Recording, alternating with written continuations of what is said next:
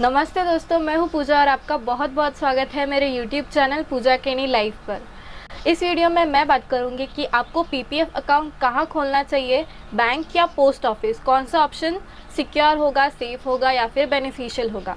ये वीडियो भी हमारे सब्सक्राइबर फैमिली के रिक्वेस्ट पर बेस है, तो मैं आपको थैंक यू कहना चाहती हूँ कि आप अपने डाउट्स कमेंट सेक्शन में बता रहे हैं। और भी जो लोग हैं जिन्हें कोई फाइनेंस रिलेटेड डाउट है तो प्लीज़ कमेंट करिए, मैं उन्हें इस प्लेलिस्ट में इंक्लूड करूंगी जिसका नाम है ask me finance question. So please आपका कोई भी डाउट है कमेंट सेक्शन में ज़रूर बताइएगा। अगर आपको ये वीडियो पसंद आए तो प्लीज़ इसे लाइक करिए, चैनल को सब्सक्राइब करिए और बेल आइकन को क्लिक करिए, जिससे मेरे लेटेस्ट फाइनेंस रिलेटेड वीडियो की नोटिफिकेशन आपको तुरंत मिल जाएगी। So without wasting any time चलिए करते हैं कंपैरिजन, कौन सा ऑप्शन सही होगा बैंक या पोस्ट ऑफिस पीपीएफ अकाउंट खुलवाने के लिए। पहले तो दोस्तों, पीपीएफ अकाउंट ये गवर्नमेंट बैक स्कीम है।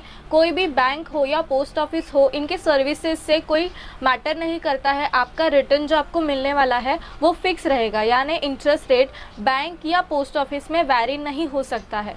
साथ ही जो आपकी अमाउंट है, जो आपको 15 साल बाद एज अ मैच्योरिटी अमाउंट मिलेगी, वो आपको फिक्स्ड मिलेगी ही मिलेगी। इसमें कोई भी दोहरा नहीं है, भले वो बैंक का कुछ भी हो जाए, क्योंकि ये स्कीम गवर्नमेंट ऑथराइज होती है और ये रिस्पॉन्सिबिलिटी भी गवर्नमेंट की होती है कि इन्वेस्टर को अपना पैसा 15 साल पूरे होने बाद या फिर उसकी मैच्योरिटी पीरियड ख़त्म होने बाद मिल जाए।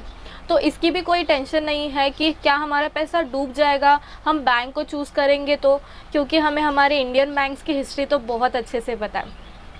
तो ऐसी सिचुएशन में भी आपका पीपीएफ का पैसा बैंक के साथ जो है वो बैंक के पास ना होकर गवर्नमेंट के पास होता है, तो आपका पैसा सेफ है।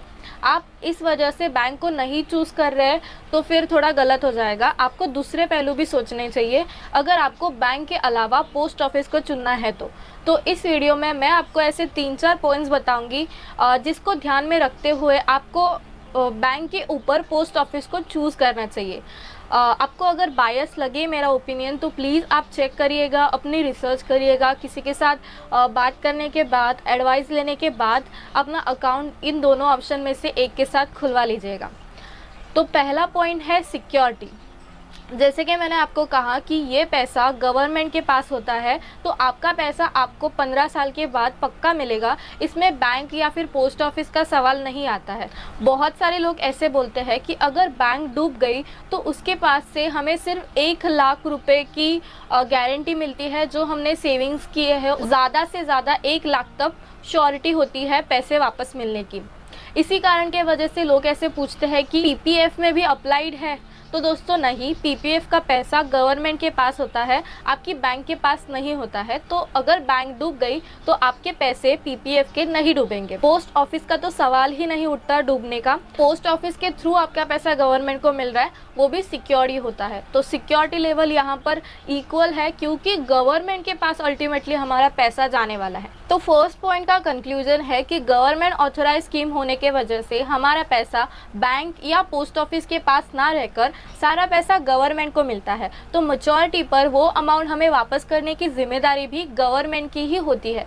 सो हम बैंक डूब जाने के डर से अगर बैंक के साथ पीपीएफ अकाउंट नहीं शुरू करना चाहते हैं तो ये गलत है। साथ ही जो रिटर्न्स होते हैं यानी इंटरेस्ट रेट होता है वो भी वैरी नहीं करता, सब कुछ गवर्नमेंट ऑथोराइज होता है। गवर्नमेंट क्वार्टरली अनाउंस करती है इंटरेस्ट रेट और उसी के बेसिस पर हमको रिटर्न्स भी मिलते हैं।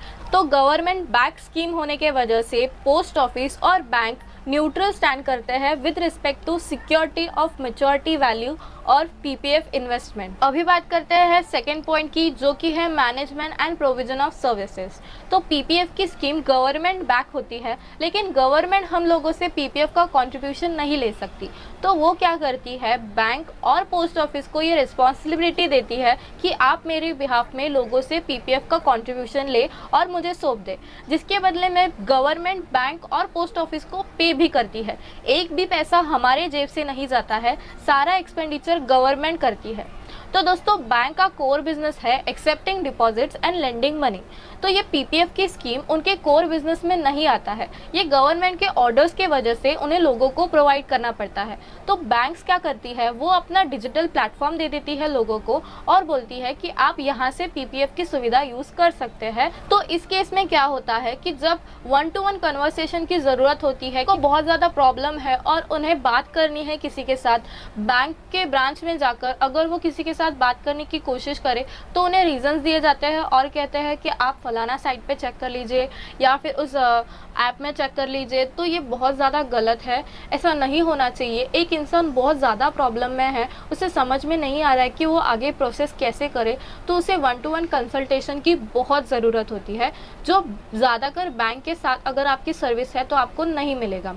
दूसरी जगह पर पोस्ट ऑफिस के 4-5 स्कीम्स में से पीपीएफ एक बहुत इंपॉर्टेंट स्कीम है। यहाँ पर बहुत ज़्यादा लोगों ने पीपीएफ में निवेश किया होता है, साथ ही सामने कंसल्टेशन देने के लिए लोग भी बैठे होते हैं जिनका काम सिर्फ ये होता है कि जो लोग आए उनके डाउट्स क्लियर करे और उन्हें अच्छी से अच्छी सर्विस दे। और ऐसी बात नहीं है कि पोस्ट ऑफिस का डिजिटल प्लेटफॉर्म नहीं है, वो लोग भी ऑनलाइन सर्विसेज प्रोवाइड करते हैं जिनके थ्रू आप पीपीएफ हैंडल कर पाए। लेकिन अगर आपको उस प्रोसीजर के बारे में अच्छे से डिटेल में जानकारी चाहिए तो आपको पोस्ट ऑफिस में ज़्यादा अच्छे से ट्रीट किया जाएगा। ये मेरा पर्सनल ओपिनियन है क्योंकि मैंने दोनों जगह पर पीपीएफ अकाउंट खुलवाने की कोशिश की है। Let's discuss third point. तो यहाँ मैं आपको बताना चाहती हूँ कि जब आप किसी भी ऑथोराइज नेशनलाइज बैंक के पास जाते हैं अपना पीपीएफ अकाउंट शुरू करने के लिए, तो पहले वो आपको अपना सेविंग अकाउंट खुलवाने की सलाह देंगे और वो आपसे वो करवाएंगे ही, उसी के बाद आपका पीपीएफ अकाउंट शुरू करेंगे। तो दोस्तों अगर आपका किसी और बैंक के साथ अच्छा सेविंग बैंक अकाउंट है तो आप दूसरा सेविंग बैंक अकाउंट क्यों खुलवाएं, वो भी ऐसी बैंक के पास जिनके इंटरेस्ट रेट बहुत ही कम है। तो ये एक डिसएडवांटेज है कि अगर आप किसी नेशनलाइज बैंक के पास पीपीएफ अकाउंट शुरू करने के लिए जाए तो पहले वो आपको उनका सेविंग अकाउंट सेल करने की कोशिश करते हैं। लेकिन दूसरी जगह पर अगर आप पोस्ट ऑफिस में अपना पीपीएफ अकाउंट खुलवाए तो फ्यूचर में आपको एडिशनल बेनिफिट्स भी हो सकते हैं। आपको अपना सीनियर सिटीजन सेविंग अकाउंट खुलवाना हो जिसके इंटरेस्ट रेट बहुत ही अट्रैक्टिव है, साथ ही जब आपको नेशनल सेविंग सर्टिफिकेट लेना हो या फिर समृद्धि सुकन्या योजना, ऐसी अलग अलग स्कीम में आपको निवेश करना है, तो अगर आपका पहले से ही पोस्ट ऑफिस में कोई अकाउंट है तो आपको बेनिफिट होता है और वो प्रोसीजर इजी हो जाती है।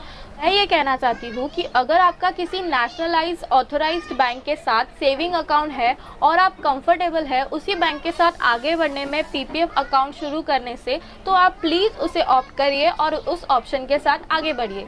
लेकिन अगर आपका किसी कोऑपरेटिव बैंक के साथ अकाउंट है या फिर किसी छोटी बैंक के साथ अकाउंट है जो कि नेशनलाइज और ऑथोराइज नहीं है पीपीएफ की सर्विस प्रोवाइड करने के लिए, तो आप पोस्ट ऑफिस को चूज करिए rather than opening your new saving account with national authorised bank. ये हो गया हमारा थर्ड पॉइंट। अभी मैं आपको अपना ओपिनियन बताऊंगी कि क्यों मैंने खुद ने पीपीएफ की सुविधा पोस्ट ऑफिस से लेने का डिसाइड किया।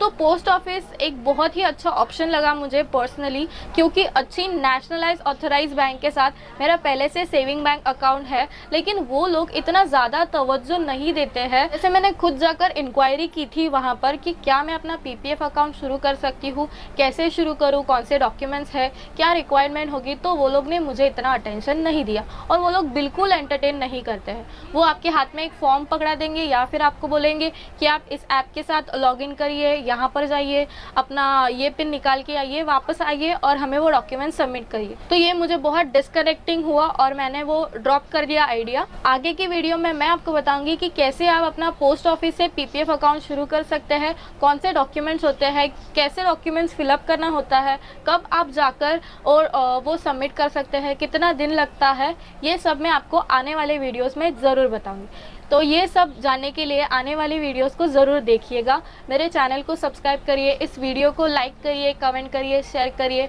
और मिलते हैं अगले वीडियो में। सी यू नेक्स्ट टाइम।